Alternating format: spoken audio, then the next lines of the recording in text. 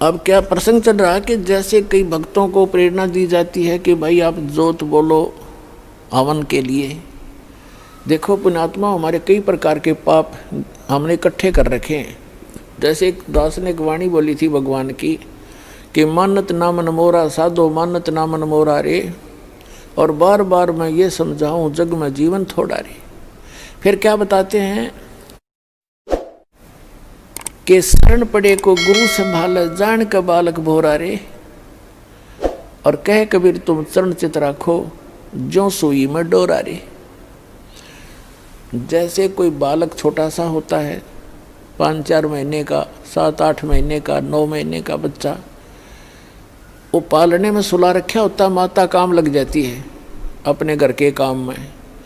थोड़ी सी देर में वो रोने लगता है तो देख उसको पता लग जाता माता को, या तो ये भूखा हो गया या इसने टट्टी पेशाब कर लिया।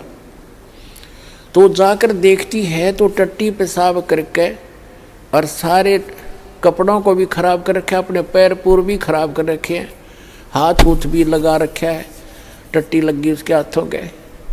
तो उस माता को वो बच्चा बुरा नहीं लगता, वो उसको उठाती है और नवाती है, खूब साफ करती है, उसके कपड़े धोती है, नए कपड़े पहनाती है, फिर लाड करती है, सीने से लगाती है।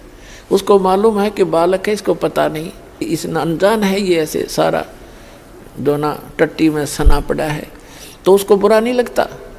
माता को पता है, सब पता नहीं। तो इसी प्रकार आप जब यहाँ आए हो, इस कलयुग में पहुँच चुके हो, आप इतने पाप कर्मों से सन गए हो और आपको पता नहीं कितने पाप कर लिए, जैसे उस बालक ने कर लिए, उसको पता ही नहीं तू ये क्या कर रहा है। तो ऐसे अबोध जानता है भगवान आपको, ये सत्कर्म मान ले। फिर परमात्मा कहते हैं कि शरण पड़े को गुरु संभाले और जान का बालक भोला रे। और आपका क्या फर्ज बताया परमात्मा ने, आपका क्या कर्तव्य बताया है कि कहे कबीर तुम चरण चित राखो जो सुई में डोरा रे। आप अपने गुरुदेव के प्रति इतना लगाव बना के रखना अटूट, जैसे सुई के अंदर धागा डाल दिया जाता है और नीचे गांठ लगा दी जाए तो वो सुई के साथ लटकता ही रहता है। कहते हैं कहे कबीर तुम चरण चित राखो, उस अपने गुरु जी के चरणों में ऐसे चित राखो जो सुई में डोरा रे, यानी अखंड लगाव बनाए रखना। तो आप जी के जो पापों को ऐसे धोएगा गुरु जी इस सत्संग रूपी जल से, और फिर आपको भक्ति से चार्ज करेगा, दूध पिलाएगा।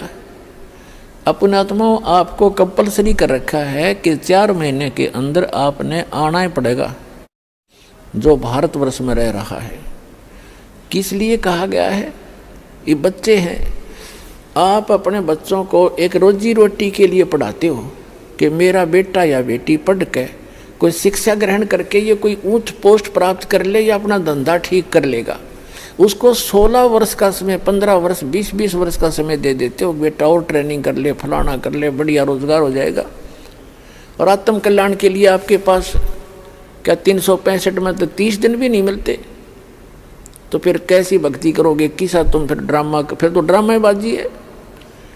तो कहने का भाव ये है कि आप जी को इसलिए बुलाया जाता है कि यहाँ आने से आपको घना पुण्य मिलेगा, आपकी आत्मा को ऐसे परिपूर्ण कर दिया जाता है जैसे बच्चा छोटा सा गली में खेल रहा होता है।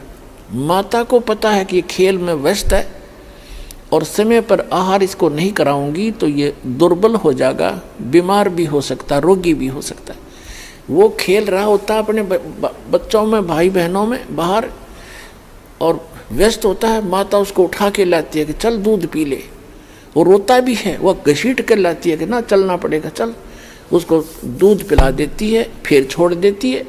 वो तो दूध पीता पीता भी न समझा कि छोड़ दे माँ, बागलू में।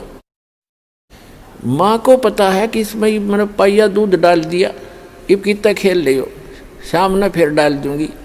तो पुण्यात्माओं, ये दास चाहता है कि आपको यहाँ दूध के गिलास पिया दूँ और फिर तुम खेल आइयो संसार में और फिर आ जाना।